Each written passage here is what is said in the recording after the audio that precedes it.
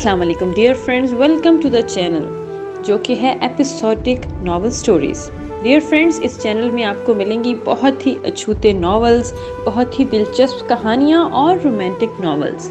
سو ہمارے ساتھ رہیے، اور اس سے پہلے کہ ہم اپنی کہانی کا آغاز کریں، اس چینل کو لائک کر دیں، اس چینل کو سبسکرائب کر کے بیل کا آئیکن ضرور پریس کر دیجیے گا تاکہ ہمارے چینل سے آنے والے ہر نیو نوٹیفیکیشن کی خبر سب سے پہلے آپ کو ملے۔ اعتبار اور اس کی قسط نمبر ہے 37۔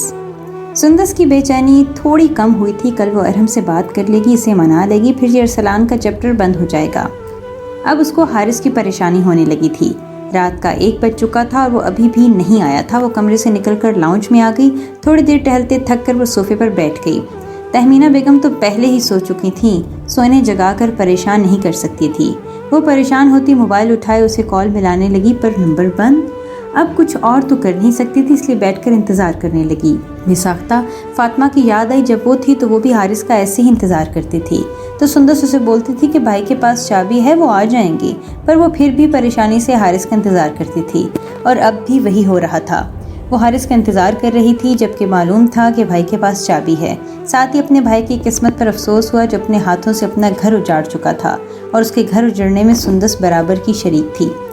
دیکھتے دیکھتے 1 گھنٹہ اور کھسکا۔ جب دروازہ کھلنے کی آواز پر نیند میں اونگھی تو سندس سیدھی ہوئی اور اٹھ کر باہر گئی، اور حارث کو پٹیوں میں لپٹا دیکھ کر حواس باخاستہ ہو کر اس تک گئی۔ بھائی یہ کیا ہوا آپ کو اور کیسے؟ وہ پریشانی سے آنکھوں میں آنسو لیے پوچھ رہی تھی، اور حارث جس کو آفس کا چوکیدار گیٹ پر اتار کر گیا تھا وہ سندس کے سہارے سے اندر بڑھا۔ اس نے سندس کو کوئی جواب نہیں دیا تھا۔ وہ 11 بجے تک تو سکون کا انجیکشن کی وجہ سے سوتا رہا تھا۔ سندس نے اسے بیڈ پر لٹایا۔ ہونٹ بری طرح پھٹے ہوئے تھے، ناک اور ماتھے پر پٹی بندھی تھی، گالوں پر اور چہرے پر نیل کے نشان تھے، ایک ہاتھ پر بھی پٹی بندھی تھی۔ جاؤ ابھی لائٹ بند کر دو۔ ٹوٹے پھوٹے الفاظ میں بات مکمل کرتے ہوئے آنکھیں بند کر گیا، اور سندس نے روتے ہوئے ایک نظر اسے دیکھا۔ اپنے بھائی کی یہ حالت دیکھ کر اس کا دل بری طرح تڑپا تھا۔ وہ لائٹ بند کر کے کمرے سے نکل گئی۔ فاطمہ آج پھر اندھیرے کمرے میں خود کو بند کیے تھی، لیکن اب اس کی زندگی میں ایک تبدیلی رونما ہوئی تھی، اور وہ سکون تھی۔ اتنی بدنامی، اتنی تذلیل کے باوجود اس کا دل سکون میں تھا، جیسے کسی نے دل پر برف رکھی ہو، اور یہ اس کے صبر کا پھل تھا۔ کچھ دنوں سے وہ محسوس کری تھی کہ اسے سکون قلب میسر آیا ہے۔ بظاہر وہ دکھی اور تکلیف میں تھی، اور اندر سے بھی دل تکلیف میں تھا، پر سکون تھا۔ دل میں کوئی حشر برپا نہیں تھا۔ کالی سیاہ ٹھنڈی اور پرسکون رات میں جیسے 14ویں کے چاند کی روشنی سکون دیتی ہے، بالکل ویسا ہی سکون اس کے وجود میں سرایت کر گیا۔ وہ صبح جونی کے لیے تیار ہو رہی تھی۔ دل حارث کی ایسی حالت دیکھتے بالکل بھی جانے کا نہیں تھا۔ آج بہت مشکل سے اس نے موقع ملا تھا، ارحم سے ملنا بھی بہت ضروری تھا۔ تہمینہ نے اسے جھڑکا کہ وہ بھائی کی یہ حالت دیکھتے ہوئے بھی جا رہی ہے، تو اس نے یہ بول کر ٹال دیا کہ آج بہت امپورٹنٹ لیکچر ہے، اور تہمینہ کی کوئی اور بات سنے بغیر گھر سے نکل گئی۔ تہمینہ نے صبح ہی حارث کو دیکھا تھا، اور اس کی حالت کو دیکھتے بہت روئی تھی، اور ہاتھ اٹھا کر اس نامراد کو کوسنے جا رہی تھی جس نے اس کے بیٹے کے ساتھ درندوں جیسا سلوک کیا تھا۔ پر وہ یہ بھول گئی تھی کہ یہ درندگی کا ثبوت ان کے بیٹے بھی کچھ مہینوں پہلے اپنی سابقہ بیوی کے ساتھ دے چکا تھا۔ پر یہ انسانی فطرت ہوتی ہے، جب تک قدرت کی طرف سے رسی نہ کس لی جائے وہ اپنی حدیں بھولتا چلا جاتا ہے، اور پھر ایک ہی ٹھوکر پر اپنے آپ کو زمین بوس کر دیتا ہے۔ اور ایسا ہی کچھ اب حارث سندر اور تہمینہ کے ساتھ ہونے والا تھا۔ وہ رب حقوق اللہ تو معاف کر دیتا ہے، پر حقوق اللہ میں معافی شرط ہے، اور حقوق العباد میں تلافی ضروری ہے۔ معافی اور تلافی کے بغیر والے کیس کا فیصلہ بروز قیامت ہوگا۔ اپنے کیس کا فیصلہ دنیا ہی میں کروا کر جائیں، اور حشر کا معاملہ بہت نازک ترین ہے۔ وہ یونی سے نکل کر گیٹ پر کھڑی تھی۔ ارحم کو میسیجز کیے۔ وہ 10 منٹ میں ہی کھڑی ہوئی تھی جب اس کے سامنے گاڑی آ کر رکی۔ ارحم کی گاڑی کو پہچانتے وہ دیر لگائے بغیر فوراً سے بیٹھ گئی۔ 5 منٹ کی ڈرائیو کے بعد قریبی ریسٹورنٹ میں بیٹھے۔ ارحم خاموشی سے بیٹھے اس کے بولنے کا انتظار کر رہا تھا۔ آج اسے سامنے بیٹھی لڑکی پر ذرا رحم نہیں آیا تھا، اور ایک سیلفش لڑکی تھی۔ اگر بات نہیں کرنی تو میں ایک اہم میٹنگ چھوڑ کر آیا ہوں۔ گھڑی میں ٹائم دیکھتے اس نے جتنا کہا سندس کو سبکی ہوا۔ 2 دن بعد میرا نکاح ہے، میں نہیں آ سکوں گا، بزی ہوں، 2 ٹوک انداز میں جواب آیا۔ کچھ لمحے تو سندس کچھ بول ہی نہ سکی۔ آئی ایم سوری ارحم، میں اس وقت بہت ڈر گئی تھی۔ نمی اندر ڈھکیلتے وہ رندی ہوئی آواز میں بولی۔ مجھ سے کس بات کی معافی؟ میں جوتی کی دھول کو بھی فرق نہیں پڑتا کہ تمہارا بھائی میرے متعلق کیا سوچتا ہے۔ ارحم آئی ایم سوری، میں بھابھی سے بھی معافی مانگ چکی ہوں، اور انہوں نے معاف بھی کر دیا۔ پلیز ارحم، میرا نکاح ارسلان سے ہو جائے گا، آپ بھائی سے معافی مانگ لیں، ہم انہیں مل کر سب کلیئر کر دیں گے۔ وہ جو اپنی دھن میں بولی جا رہی تھی، ارحم کے زور سے ٹیبل پر ہاتھ مارنے پر ہوش میں آئی اور چلتی زبان کو بریک لگی۔ اس کے تاثرات دیکھ کر جو لب بھینچتے خطرناک حد تک سنجیدہ تھا۔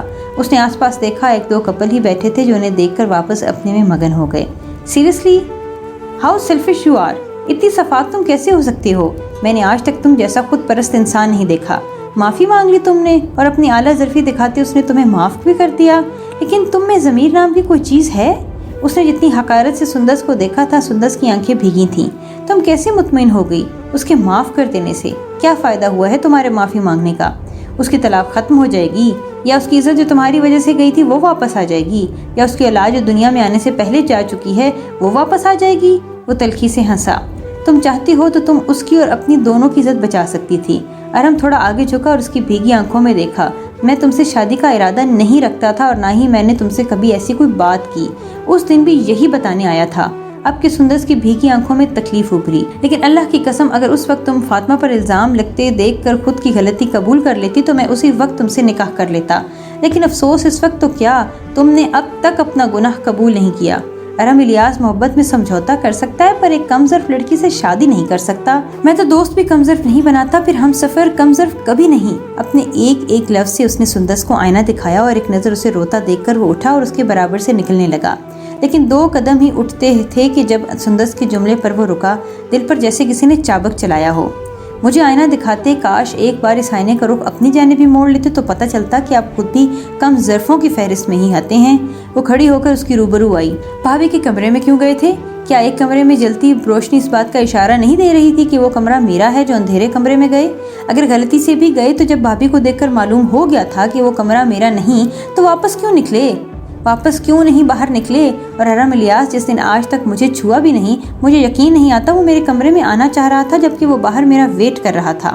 بولتے ہوئے بھیگے گالوں کو بے دردی سے رگڑا تھا، اور اگر وہ بھی غلطی تھی تو میں تو ڈر کے چپ ہو گئی تھی۔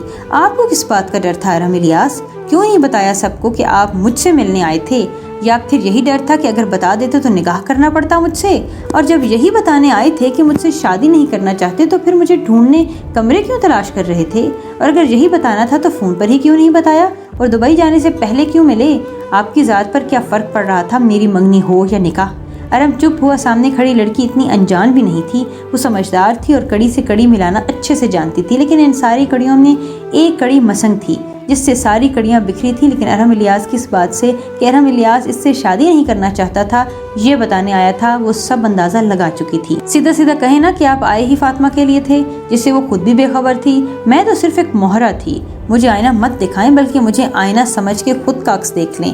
ہم دونوں ایک دوسرے کا آئینہ ہے۔ کم ظرف آپ بھی ہیں ارم الیاس۔ ارم کا چہرہ دھواں ہوا تھا۔ صحیح کہہ رہی تھی وہ، اس کا شمار بھی تو کم ظرفوں کی فہرست میں ہی ہونا چاہیے، خود غرض محبت میں بھی۔ صحیح کہا، میں غلط ہوں پر کم ظرف نہیں۔ میں اپنی غلطی کا مداوع کرنا جانتا ہوں اور بہت جلد کروں گا۔ اگر وہ ارم الیاس کی وجہ سے معاشرے میں رسوا ہوئی ہے تو وہی اس کو عزت بھی دے گا، اور وہ بھی بہت جلد۔ ٹھہر کر بولتے وہ باہر نکل گیا اور سندس ڈھہ جانے کا اندازے میں وہیں کرسی پر بیٹھ گئی۔ آنسو متواتر بہتے تھوڑی سی ٹپکنے لگے تھے۔ آج اس کی سزا کا وقت شروع ہوا تھا، اور یہ پہلی سزا تھی کہ جس میں وہ محبت کے ہاتھوں ذلیل ہوئی تھی، اور وہ اس سے مکمل دستبردار ہو چکا تھا۔ عدل و انصاف فقط حشر پر موقوف نہیں، زندگی خود بھی گناہوں کی سزا دیتی ہے۔ دیکھتے دیکھتے وہ دن بھی آئے جب ارسلان اور سندس کی رضامندی کے بغیر دونوں کو ایک رشتے میں باندھ دیا گیا، اور ساتھ ہی اگلے مہینے رخصتی کی ڈیٹ بھی فائنل کر دی۔ ارسلان کی ماں تو سندس کے واری صدقے جا رہی تھی، جس کی وجہ سندس سے محبت ہرگز نہیں تھی بلکہ فاطمہ سے چڑ تھی۔ حارث اب بہتر تھا، لیکن ایک اور دھچکا پڑا، وہ یہ تھا کہ نوکری سے پھر سے نکال دیا گیا، اور اس بار وجہ ارم الیاس بنا۔ ارم کے بولنے پر اسے جاب سے نہیں نکالا گیا تھا بلکہ ارم کی وجہ سے نکالا گیا تھا کہ کہیں الیاس صاحب تعلقات خراب نہ کر لیں۔ تہمینہ ایک طرف اپنی بیٹی کے لیے خوش تھی تو دوسری طرف حارث کے لیے فکر مند۔ حارث نے گھر میں کسی کو نہیں بتایا تھا کہ اسے ارم نے مارا ہے، اور وہ ایک بار پھر تذلیل نہیں چاہتا تھا کہ سابقہ بیوی کے عاشق سے مار کھائی ہے، لہٰذا خاموش رہا اور کہہ دیا کہ موبائل چھینتے وقت ہاتھا پائی ہو گئی۔ مریم اب نہ چاہتے ہوئے بھی زیان کی بے نیازی اور اسے لاپرواہی محسوس کر رہی تھی۔ وہ یہ بھی کبھی محسوس نہ کرتی تھی کہ اگر مدیحہ اس سے زیان کا محبت نامہ نہ سناتی، اسے یہ بات بہت پریشان کرتی تھی کہ اگر وہ محبت کرتا ہے تو بات تک کیوں نہیں کر رہا۔ وہ مریم کے برعکس وہ سفیان سے بہت اٹیچ ہو چکا تھا۔ कुलसूम और अकबर साहब भी घर में आए और उस खूबसूरत शहजादे से खुश थे। उनके घर में तो रौनक आ गई थी, मगर मरियम में कुछ तब्दीलियां आ गई थीं। अब वो रात को ऐसे उठ कर रोती नहीं थी, उसके जहन बटने लगा था और आंखों के हल्के बिल्कुल थोड़े से कम हुए थे। अलबत्ता अब चेहरे पर पिलपिलाहट नहीं थी और अब वो खुद से ज़यान से छोटी मोटी बातें करने लगी थी। इसे तजस्सुस हो रहा था कि ज़यान ऐसे क्यों कर रहा है, क्योंकि मदीहा अपना नाम जोड़कर इतनी बड़ी बातें नहीं कर सकती थी, तो फिर ज़यान ऐसा क्यों कर रहा है। मदीहा के बताने के मुताबिक उसे पहले दिन ही अपना मोहब्बतनामा मरियम के सामने पढ़कर सुना देना चाहिए था। ज़यान मरियम की बेचैनी नोट कर रहा था और फिर भी अनजान रहा था कि वो मोहब्बत ज़बान से नहीं अमल से जताने का कायल था। उसने मोहब्बत का इकरार नहीं किया, पर वो अपने हर अमल से मोहब्बत का इकरार कर रहा था।